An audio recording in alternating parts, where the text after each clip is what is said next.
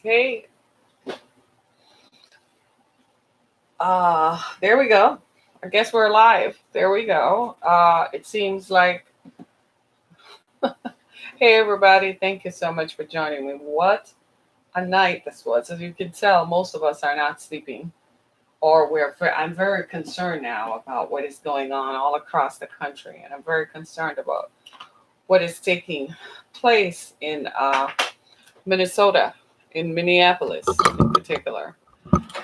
It's weighing heavily on my mind because we're not able to quantify just how bad this whole thing is. Just how precipitous this is. This is Your show will go live this in is 5 terrible. seconds. Four, It's three, two, 5:29. It's too much. Hey everybody, good morning. Hey everybody, thanks so much for joining me. This is Harriet Kemick with Down to Earth. It's the show in which we talk about the issues that matter. And today being the 29th of May, a few days after George Floyd was executed and lynched publicly in Minneapolis, here we are today, waking up to the news that a CNN reporter, a black CNN reporter, was arrested while on camera. Was arrested while on camera. He had identified himself and he was arrested and led away by the Minnesota State Police and kind of just taken away while on camera, while live reporting. That is not going to go down too well because on the other side of the street, there was a CNN white reporter who was not arrested. He identified himself and he was told he was okay, he could stay put, but a black reporter. So they're making a statement that this is about black and white. And they're sticking to their guns that this is about black and white. So the protests in Minnesota are continuing overnight. I mean, there's looting, there's fires, buildings set on fire, and so on. While I don't condone violence and I don't condone violent protests, I agree with people for wanting to protest the death. I don't condone the violence, but at the same time, I think a certain latitude is required when people feel that they cannot be heard. And when people feel that over time there have been so many black men who have been murdered by police and have been murdered for just being black. It seems like if you're black, you have a target on your back. It seems to me that there is some level of latitude and understanding that has to be exercised by the wider community. When people post things on Twitter that says, I don't understand why you're looting your own community. Well, can they walk across the street and go across the tracks to your community? Looting is a way of expressing, or protesting is a way of expressing that I am fed up, that I can't do this anymore. There is no justice for me. And we got to be careful about the looting in Minnesota, in Minneapolis, because there are pictorial evidence and video showing that there are white folks who are looting and running away, and there's not going to be any reprisal. But looting is it's hard to understand why people loot. It's very hard to understand it. But the thing we want to focus on is the protest. This started out as a protest, and it's been day 5 and still no arrests have been made by the four police officers. You all know that if it were me or you, a member of the public, who had killed a man, whether the man is black or white, they wouldn't have waited for the county prosecutor to land charges. Let's just be clear. Now you have somebody like Amy Klobuchar, who is being vetted to be a vice presidential candidate, but she has a history of not clamping down on this kind of activity in the past. So I guess her vice presidential bid is out of the way, is gone. She was the Hennepin County prosecutor when one of these incidents took place 18 years ago.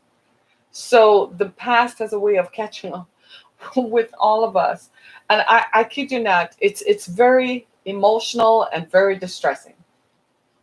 And it's emotional because we're watching as people we care about are falling apart, or cities are falling apart, people are protesting, and we are watching it and feeling helpless that there is nothing that we can do to stem the violence. We need to come together. We need a voice that unifies us, bring us together, and assures us that justice will be done.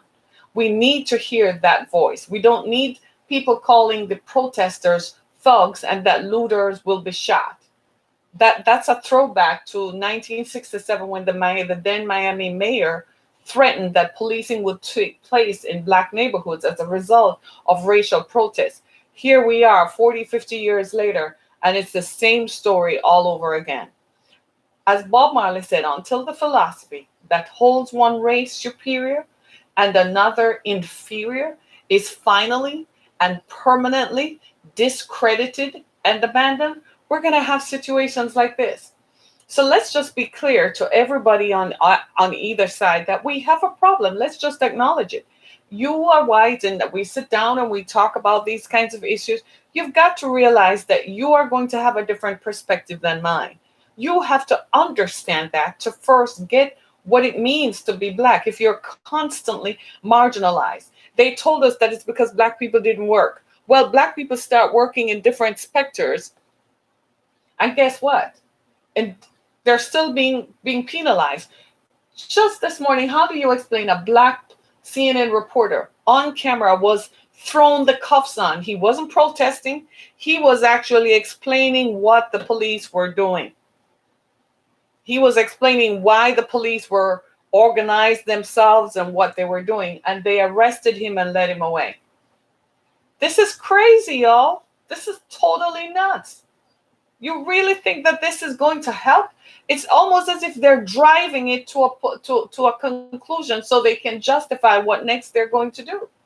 So today I want to talk about something that I saw recently, the trial of Amadou Diallo. He was a 21-year-old Guinean immigrant from Guinea, West Africa.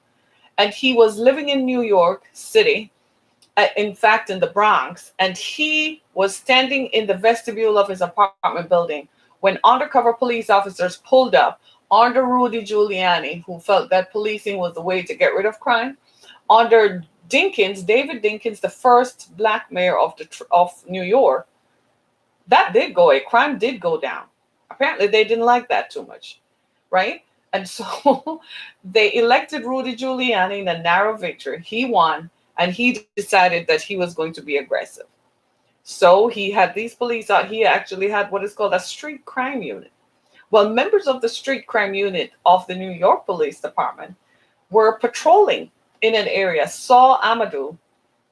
According to them, they say he was reaching for his gun. Turns out the poor kid didn't have a clue as to what a gun is.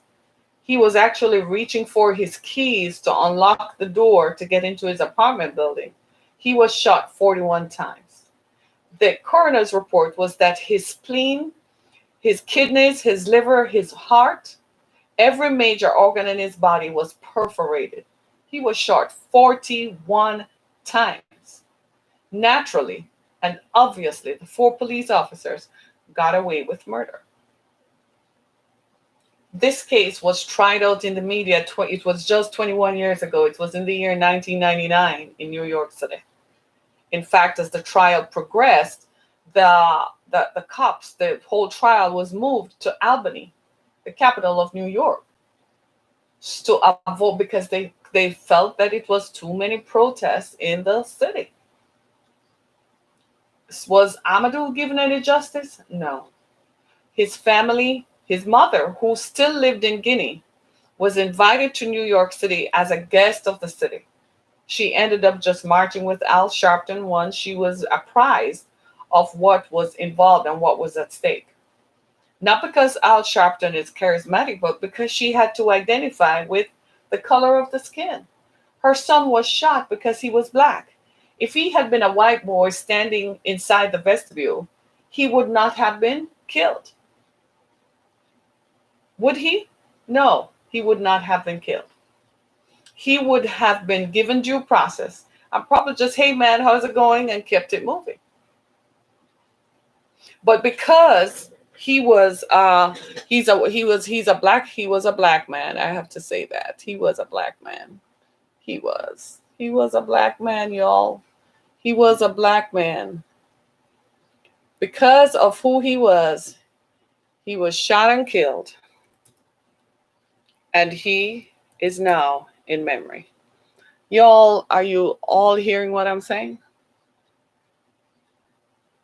Are you all hearing what I'm saying? We've got to get to the stage where we stop this foolishness. We can't continue to look at the color of people's skin. Why is the police perpetuating this? It's almost as if they want violence to continue as a measure to lock the place down. What are you going to do with the black attorney generals and the black prosecutors across the country? What are you going to do about there's not one black governor in the country? What are you going to do about black CEOs? You're going to pull us all over and arrest us all?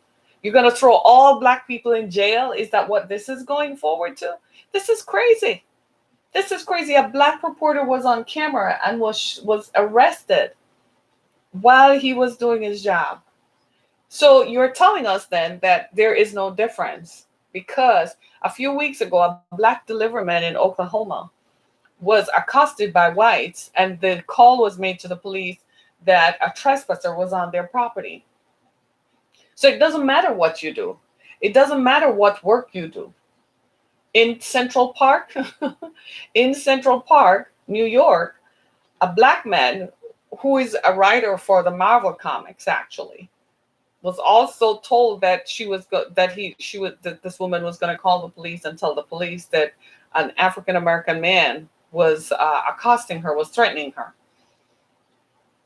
We have a problem, and it's called black and white. Our problem is black and white. And our problem has to go. Our problem is exactly that. It's black and white. So Amadou Diallo was 23 years old and unarmed when the New York City Police Department fired 41 shots, 19 of which struck the Guinean immigrant. In the ensuing trial, the four officers who fired the 41 shots were all acquitted. Today, the country is reeling from the heartless execution of George Floyd, an African American Minneapolis resident killed by an officer. Even if the officer is brought to trial on murder charges, can we expect that he will actually see jail time? Or will history simply repeat itself and the officer escape any retribution or any justice for his actions? That's what we're asking. It was Colin Kaepernick, the former quarterback of the San Francisco 49ers, who knelt during a playing of the national anthem to call attention to these kinds of killings. He did it peacefully. He was fired. He was blacklisted from the NFL. You said to protest peacefully. Well, we did it peacefully, and nothing came out of it. He did warn us that there was a systemic problem, and we refused to see it. We were like, Cap is just out of there. He's not thinking. He's far away. He's out of touch. What is wrong with people? They're fascists. They're this. They're that. They're just on the fringes. And now here we are. And now here we are. God help us all. God help us all. So now what? Where do we go from here? Well, yesterday, the Detroit police chief seemed to have suggested that effective policing, is community engagement, which is what is practiced here in Detroit. In a lot of ways, I think the way you approach someone will mitigate or de-escalate any rising tension that could have existed. For instance, in the Amadou Diallo situation, maybe if the cops had come out of the car and said, "Hey, show us what you have," or "Hey, we're police, we're just driving through the neighborhood.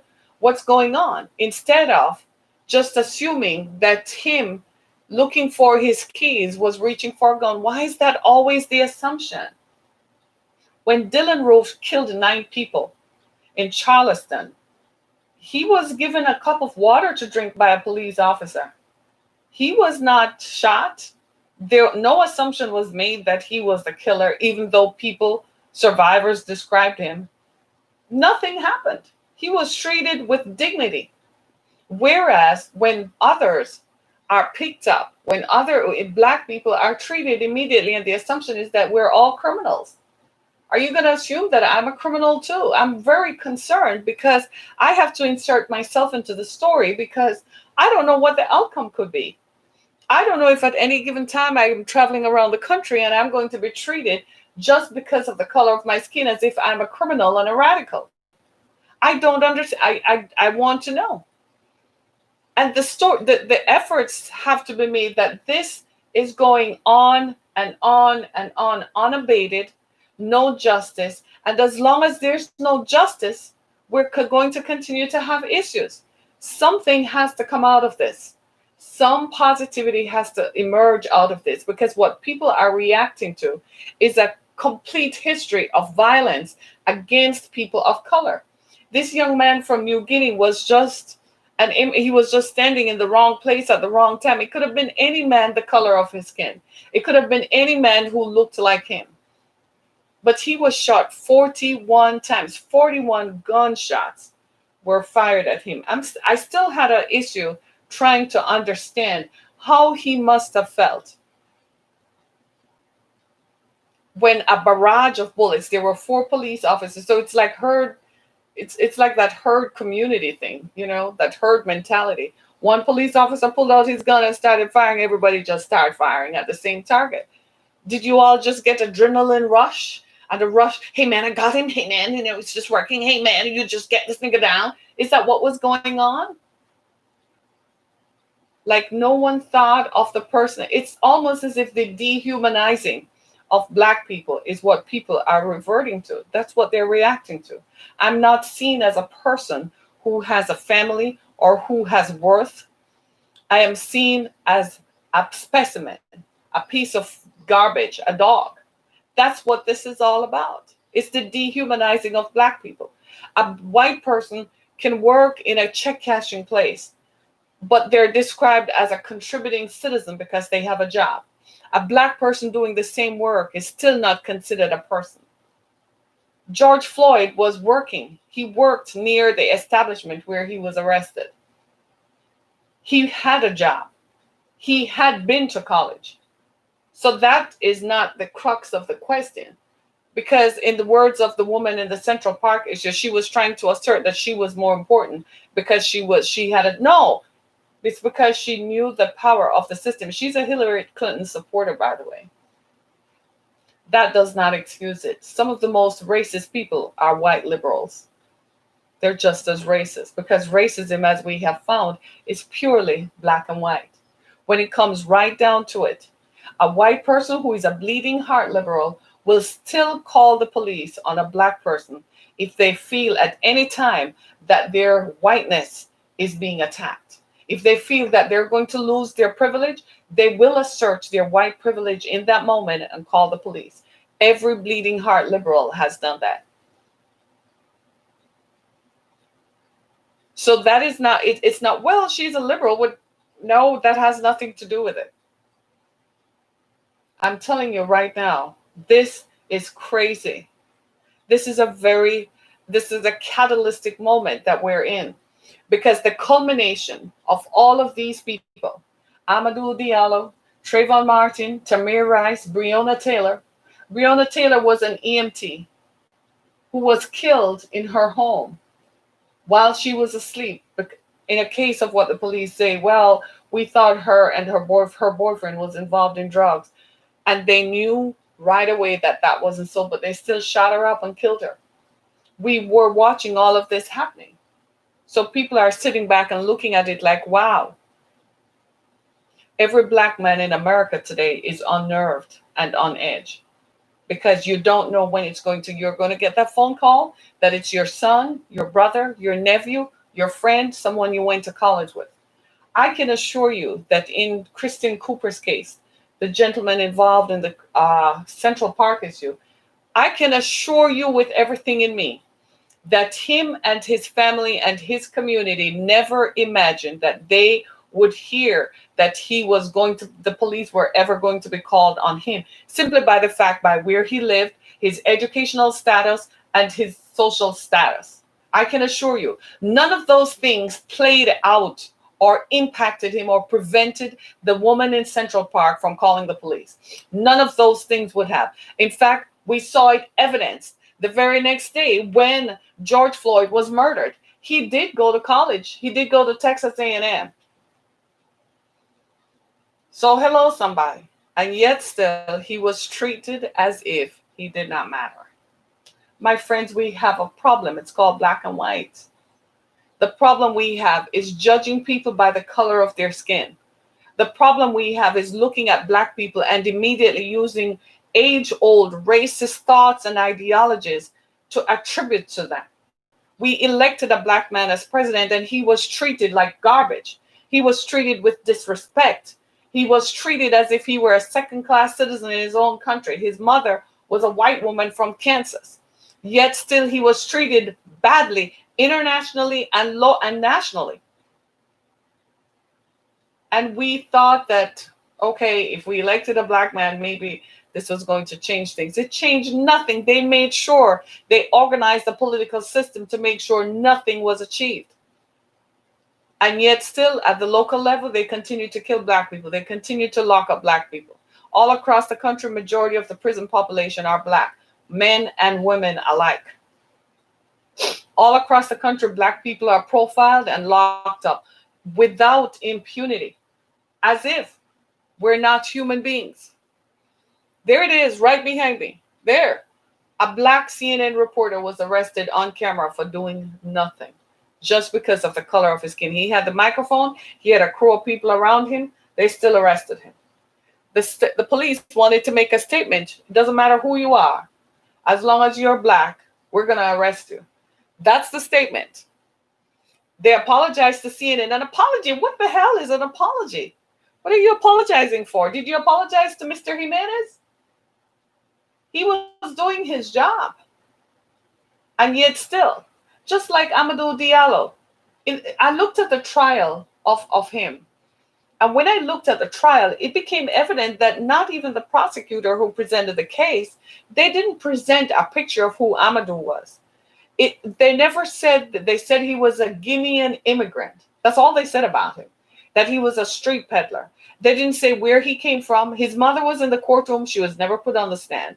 They never put his family or members of his community on the stand to humanize him and to give some presence of who he was.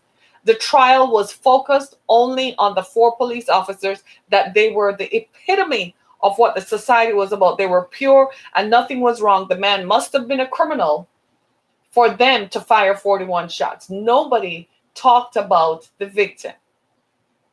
It's the same thing with George Floyd. Now people are saying George Floyd was a victim. He was a victim. He's still dead.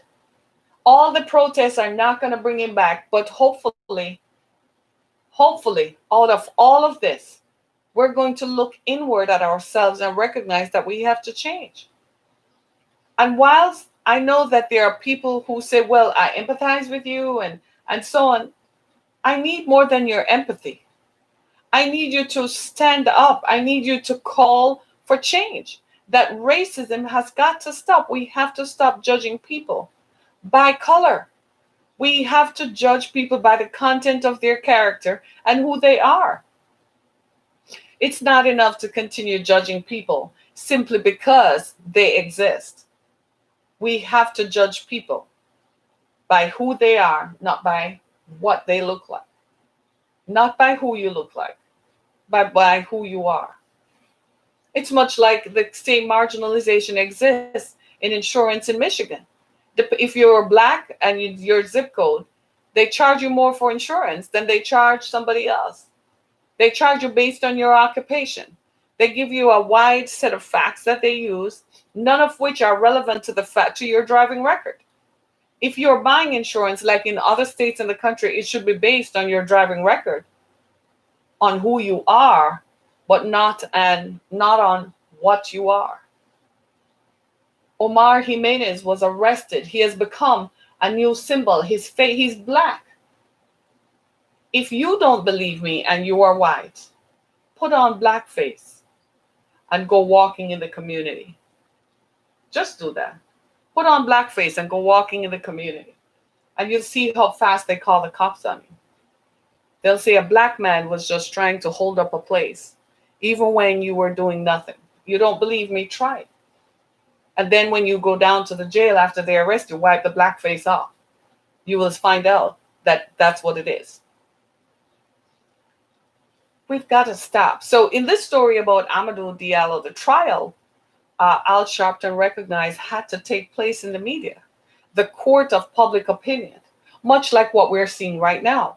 The court of public opinion is weighing heavily on the U.S. attorney and the district attorney, the mayor, and the governor.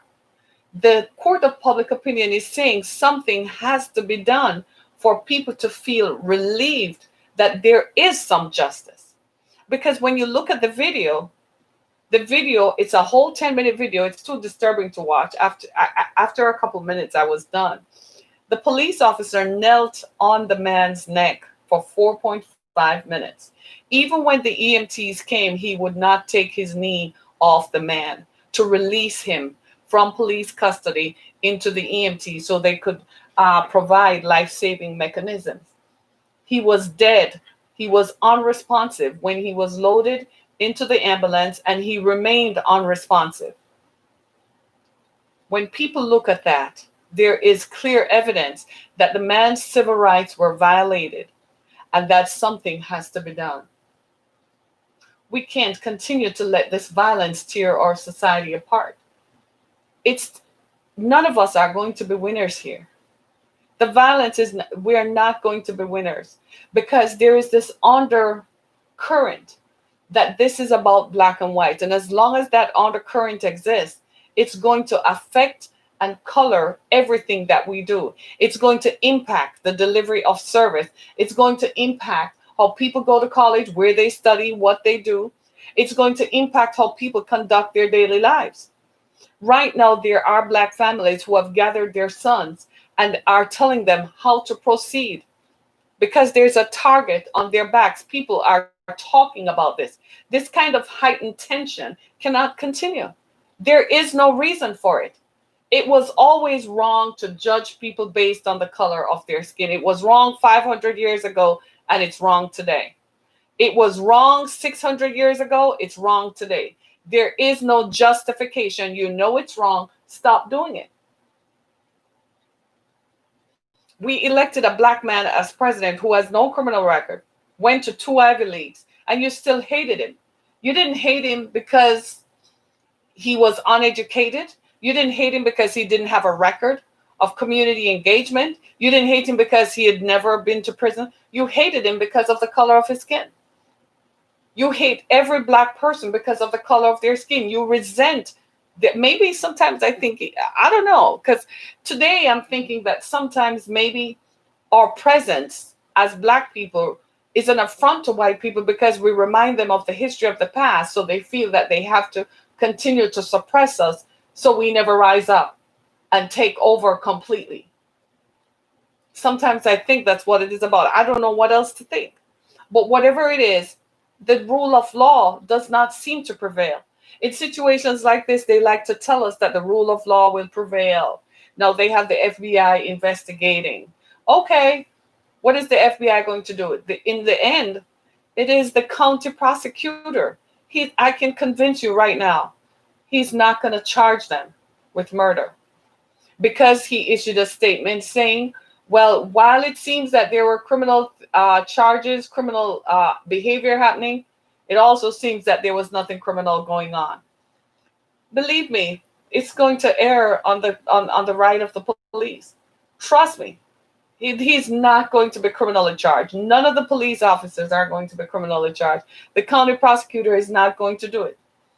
Part of what has kept this going is the prosecutors and the police.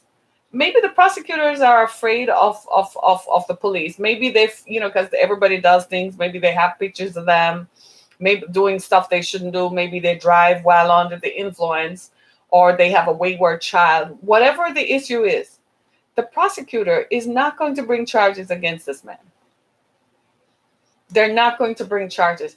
And maybe the protesters know. And so they're fired up in anticipation that no charges will be brought and no justice will be served. And George Floyd would be erased from our memory as just another black person who was killed while black. That's all it comes down to. And we've got to take a stand and make a sound because this cannot continue. It just simply cannot be. It cannot happen and it cannot be. We've got to be conscious and recognize the very country that you say you love. Because sometimes I think some of us think some people think they love America more than others. The country that you say you love is being torn apart. You know, it was a former president who said the only way America can be destroyed is internally. That's what you're doing. You're contributing to the demise. You're tearing the country apart by not saying the police officer was wrong, he needs to be held accountable. The governor, the attorney general of the state of Minnesota, they should have said this man needs to be arrested. They should have said something needs to be done right now just to calm the public, but they're not. They're like, let the investigation continue. There is no investigation. They're giving the police officers time. They're fired, so they don't even have to be in Minnesota. They can go to another state. They can go to Wisconsin. They can go to Idaho. They can go anywhere. And when you look at the long history, you begin to realize that there is a history of racial violence. Look at Amadou Diallo. How do you think that community must have felt when 41 shots were fired at one person who was not robbing a bank? He was not, he wasn't robbing a bank. He wasn't putting it out there. He wasn't stealing. He wasn't firing a gun. He was just being a person. It's called living while black, working while black, driving while black, studying while black. Hey, drinking coffee while black, sitting in a Starbucks while black. All of this is racial violence. And when black people stand up and speak up, there ought to be an understanding and silence of why. And I say this to all people of color because people of color are other people of color are standing on the sidelines and you're watching. What you don't understand is that it's going to be you one day. They're just giving you enough time to sit here. One day the tables are going to turn. And you think the same way. You think that, okay, if we become engineers and doctors and we integrate into suburban spaces, they won't turn on you. They're planning to. It's just a matter of time. It's just going to happen. It's only a matter of time. So most people of color are like, I don't want to be involved in it. They're shooting black people. Let them shoot black people. I don't want them to start on me. It's only a matter of time. Until the philosophy that holds one race superior and another inferior is finally and permanently discredited and abandoned, until that philosophy is disbanded, discredited, and abandoned, and erased from the ideology and from the philosophy of thinking and executing and governing, until that philosophy is disbanded and abandoned, we're going to continue to have profiling of black people who are just living while black. I'm a black person myself. I have black male relatives. Do you think I'm not on edge? My brother just moved to South Carolina. I can't begin to tell you how distressed I was. I was worried about him. I did reach out to, I told him, I said, why on God's green earth would you? With no context. He just thinks he's a free person. He's a professional. He's going to move somewhere else where he felt like he liked. He said, it's warmer. I'm tired of winters in Maryland and New York. I got to go. What if I get a phone call or a text one day about something happening to my brother? I don't want to think about it. I have brothers in other states. I have male family members in New York and all over the country. What if I get a text that, look, this happened? I have nephews. My God in heaven. Okay? We've got to understand this cannot continue. I have friends who are black. I am now seriously looking at them like, is it going to be you next? My daughters have young male friends. I am looking at them as if I'm like, oh dear God, please do not drive around in a car with too many of you. Please do not do anything. Please, dear God, because of who they are, not because they're doing anything. They're just living. They're just being a teenager. Teenagers do what teenagers do. They drive around. They like to party. They drive with their music on. They want to go to the mall and profile in the latest clothes they're wearing or whatever. Why should there be a distinction? Why should they not live? We've got a problem and we need to address it. We've got a problem. And the problem we have is racial violence. The problem we have is the assertion that as a black person, no matter who you are, no matter what you do for a living, no matter what your educational status is, that race is the primary factor and the primary determining factor in determining whether you will have justice, whether you'll be treated fairly, whether you will even receive medical care in the midst of a global pandemic, in the midst of a virus. Your race is going to determine if you're going to be walking to a healthcare facility and told that it's all in your head and go home. Race determines that you walk into a doctor's office and tell them you're feeling pains in your chest, and they tell you just need to take an aspirin and go home while you're a prime candidate for a heart attack. Race is what determines how you are treated, not just in the movie theater, but in the hospital theater, in the operating room. Race is what determines how you're treated in boardrooms across America. Race is what determines how you're treated in classrooms and lecture halls across the country. This violence and this depiction and this study on race, this portrayal of people that they're not good because of the color of their skin, has to stop until the philosophy that holds one race superior and another inferior is finally and permanently discredited and abandoned. This has got to stop. This philosophy that people are no better than the color of their skin, this philosophy that people are no better than what they look like, this philosophy has got to stop. My friends, this has got to stop. Amadou Diallo was just an immigrant. He was standing in the vestibule of his apartment complex and he was shot and murdered. 41 shots were fired. This happened 21 years ago. Watching the media outplay of this, he was tried in the media as nobody. He was just an immigrant. Look at what they said about him. Look at the messaging. You're just an immigrant. You're nobody. That's the messaging. You're an immigrant. You're nobody. That means you're nothing. As if the country was not built by immigrants. As if everybody who lives here except the Native Americans are not descendants of immigrants. But he was depicted as having no place here. He doesn't have a right to be here. He shouldn't be here. That's the thing. He's occupying a space that is not his in the first place. That's how he was presented.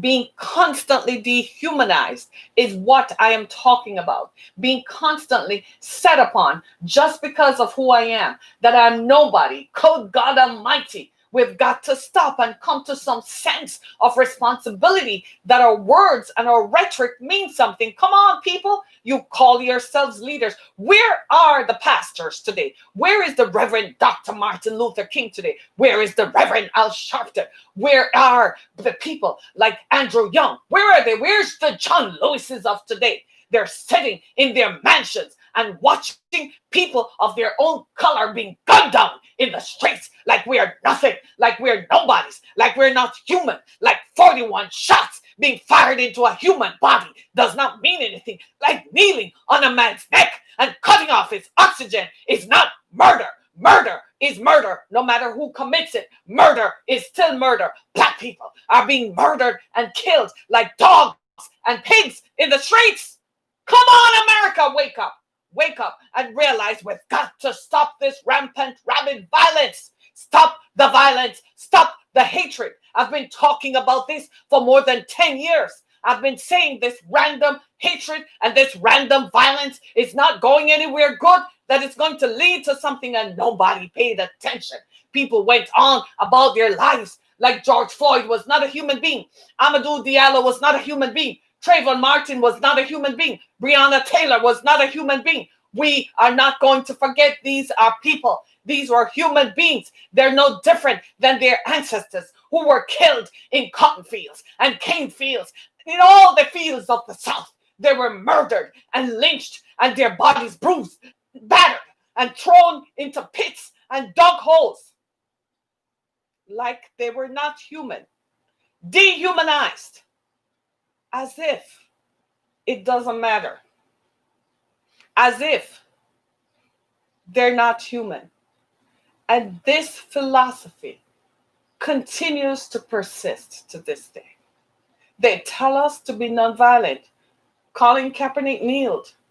What did that do? He was fired. Martin Luther King marched. He was killed. Malcolm X spoke up. Malcolm X spoke up. He was killed. Medgar Evers spoke up. He was killed. John Lewis marched. Luckily, he's still here. He was arrested. He's still here. Elijah Cummings spoke up. He died in a hospital room. Come on, people. Tell me. Barack Obama became president. We thought that would change. He became a figurehead. He was just a pasting on the rubber stamp of America. Nothing fundamentally changed. You see now why we have to change the system? We thought if we moved people, changed the figurehead, that would eliminate the problem. We elected a black man as president. It didn't change it because it's the system. It's systemic oppression. It's institutionalized slavery. It's institutionalized racism that is so systemic in its application that it will arrest a black man on worldwide TV. That image is going to be played over and over again. A black reporter in America. America used to make a big noise about this happening in other countries. But you arrested a black man while he was reporting in Minneapolis. Sometimes we allow our prejudice to so overcome us, we don't think of the ramifications of our actions. Do you think that police officer thought about what the long-term consequences of his actions would be going forward after he arrested a black man on TV? Do you think he thought about it? Because he's blinded by the fury and he thinks he's right because he's white. He told the white reporter on the other side of the street was told he could stay where he was. But a black man with CNN cameras was arrested. That's what you call trial by media. That's what is called trial by media. This young black man, Omar Jimenez, who is a CNN reporter, was tried by media right there in front of us. George Floyd was lynched right there in front of us. The people who witnessed it while they were filming it, they watched that live. That was a lynching. The continued lynching and violence has to stop. America, stop the violence. Put the guns down. Stop the violence. Stop the pictorializing of black people. Stop dehumanizing of black people. Stop it. Stop judging people by the color of their skin. The woman in Central Park judged that man by the color of his skin. That's what she did. She was responding to age-old myths that black people are no good. She's a bleeding heart liberal. She's a Hillary Clinton supporter and everything. Now you really have to question it. Maybe she really wasn't. Maybe she had undertones. But this we have found is evident that when it comes right down to it, it's black and white. And a lot of people of color are standing on the sidelines saying, I don't have a bone in this fight. You will find out. The Native Americans gave up their land. That was their story. That was their contribution. That's the price that they paid. What is going to be your price going forward? If you think that it is going to stop here, it's not. Pretty soon they're going to look at you too and ban you in as people of color. It's just because they don't understand it yet. They're still blinded by their fury that black people actually got away from being enslaved in the South. But when they wake up and they realize it, it's only a matter of time before right now, even now, the jails are filled with black and brown people all the time.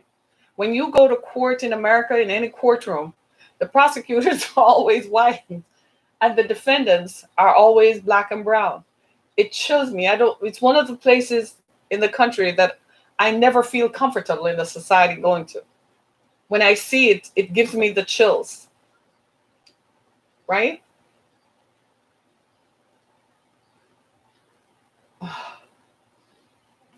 This seems to have been the logic. Apparently. What was he doing broadcasting, right? He has no right to broadcast anything against anybody. They locked up, arrested, and put cuffs on a black reporter. That's what you call trial by media. Go look up the story of Amadou Diallo. Just Google him and you will see shot 41 times in the vestibule of his apartment building, and nobody, the police officers, were acquitted. I believe that we're going to see the same thing with George Floyd. I don't believe there will be charges filed against these police officers. And in it, even if they are, just like in the Amadou Diallo case, where the charges were structured in such a way that the jury had no leeway, the prosecutor didn't give them any reason to lock up the four police officers. It was not justified. There was no reason. So they had no choice but to. They let them go. Right? This is sad. We need to come together. We need to understand. And we need to work at our own issues. We have issues with being black and white. That's our issue. The issue is black and white. It's clear as day. That's the issue. And until we recognize that that's the issue and work at resolving that issue, there are going to be more George Floyds and more Omar Jimenez and more people. My name is Harriet Kemmick. Thank you for joining me. This has been another episode of Down to Earth. Make sure you listen to our podcast on other platforms. Thank you so much for being a part of our experience this morning. I'm so grateful you took the time to be with us. Thanks so much, everybody. Be blessed.